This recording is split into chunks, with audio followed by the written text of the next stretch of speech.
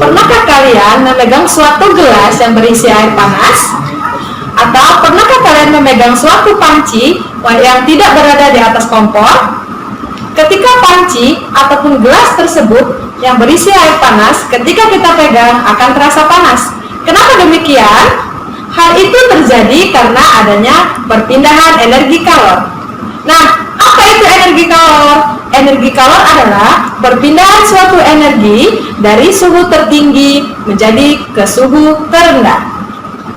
Kalor dapat berpindah melalui 3 cara. Yang pertama adalah konduksi, konveksi, dan yang terakhir adalah secara melalui radiasi. Yang pertama adalah perpindahan secara konduksi. Perpindahan secara konduksi adalah perpindahan zat panas melalui zat perantara, yang mana partikelnya tidak mengalami perubahan. Contohnya seperti perpindahan panas melalui benda logam.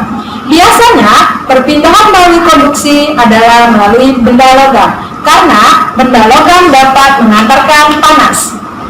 Contohnya seperti ketika kita memanaskan air di atas kompor, ada panci, ada air, dan ada kompor.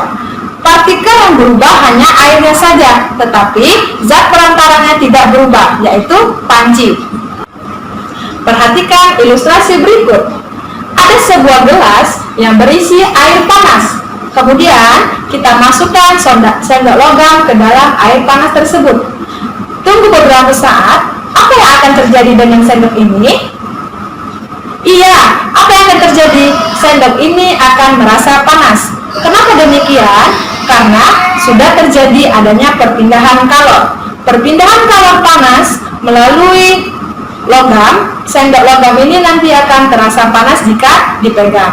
Kemudian ada sebuah kompor, yang mana kompor tersebut kita nyalakan dan letakkan panci di atas kompor. Tunggu beberapa saat, apa yang akan terjadi dengan panci tersebut jika kita pegang? Iya, panci tersebut akan terasa panas jika kita pegang. Hal tersebut merupakan salah satu contoh perpindahan energi, yaitu energi konduksi. Yang berikutnya adalah perpindahan zat secara konveksi. Apa itu perpindahan kalor melalui konveksi? Perpindahan kalor melalui konveksi adalah perubahan zat yang menyebabkan terjadinya perubahan zat. Misalnya, ketika kita memanaskan air di atas kompor, yang air tersebut bermula air yang dingin, kemudian akan mendidih. Ini disebabkan adanya perpindahan energi konveksi. Perhatikan ilustrasi berikut. Ada sebuah kompor yang di atasnya ada panci dan berisi air dingin. Tunggu beberapa saat, air tersebut akan mendidih. Nah, hal inilah yang disebut namanya perpindahan kalor secara konveksi. Air yang semulanya dingin menjadi mendidih, itu adalah perubahan suatu zat. Perpindahan yang ketiga adalah perpindahan kalor secara radiasi. Perpindahan kalor secara radiasi adalah perpindahan yang tanpa melalui perantara. Jadi, kalor tersebut disebarkan tanpa melalui perantara. Pernahkah kalian berada di atas gedung? Atau pernahkah kalian berdiri di lapangan, di sebuah lapangan? Ketika kalian berdiri di atas gedung dan di sebuah lapangan, perpindahan energinya akan tetap sama, atau merasakan energi panas dari suatu matahari itu akan tetap sama. Hal itulah yang dinamakan energi radiasi.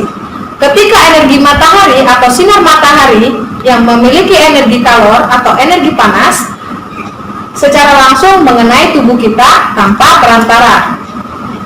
Beda ketika energi konduksi, konveksi, dan radiasi.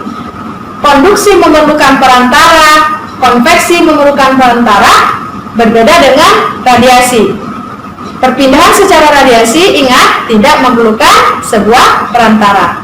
Dan tentunya tidak mengalami perubahan zat, baik itu zat cair ataupun benda padat.